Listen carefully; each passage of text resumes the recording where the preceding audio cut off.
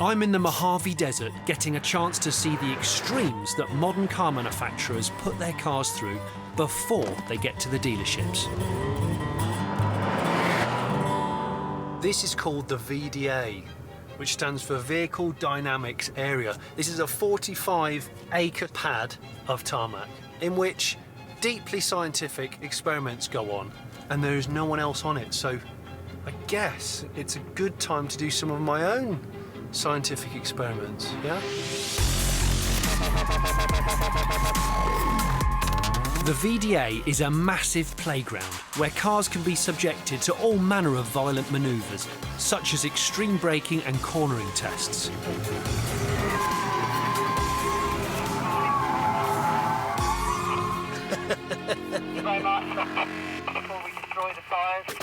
It seems my particular experiment would punish the tyres rather than the car itself, so I was asked to stop.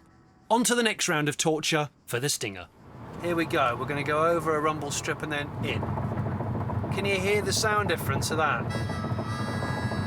This is replicating Highway 5, Highway 10 and Highway 710 in Los Angeles. Three of the most notorious, busiest, nastiest, I guess, highways. The LA Highways Authority actually closed down sections of the real roads so that Kia could accurately measure them. So that they can tune a car's suspension in the case of this Stinger. It's got independent rear end, adaptive damping. In fact, if I stick this into comfort mode, there, a bit more of a pillowy ride. Kia's prototypes will be driven along this section thousands of times to assess wear on the suspension components and to see what it takes to suppress noise and vibration. And breathe. 1.25 miles of discomfort. Next, I wanted to find out the effect that these burning hot temperatures have on individual car parts. An average car has 30,000 parts, but some get exposed to the sun more than others. It's now 50 degrees centigrade, by the way. This place is called the MWF, the Material Weathering Facility. It is where parts of cars come to get punished by UV. They sit, as you can see here, on tables and in cases that track the sun to get maximum amount of heat and UV and see whether they can cope. It's weird. It is like a gigantic Airfix graveyard. Everywhere you look, there's just Kia bits that they're trying to hurt intentionally. Because you never know. You don't want to put that on a car and in 2 years it's dead. That would be rubbish. Those things over there are ridiculous. Those cases. You want to go and look at these? There's interior bits in there getting baked to death. Hopefully not death. Hopefully not, because then that means they're good. Parts sit here for between 4 and 6 months to see if they'll warp, fade or crack, and occasionally they do succumb to Mother Nature. So before I did too, I decided to move on and visit, oh the joy, yet another suspension test. This area is called the Durability Loop, and really it's a torture garden for suspension.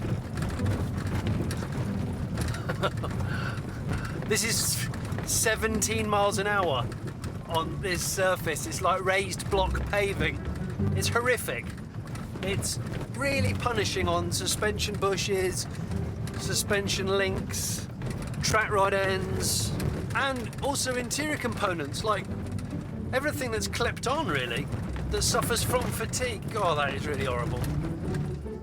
Oh, OK, that was a bit soon after lunch, that. Frankly, I'd had enough after about 30 seconds. Kia subjects their cars to this 24 hours a day, 7 days a week, for months on end.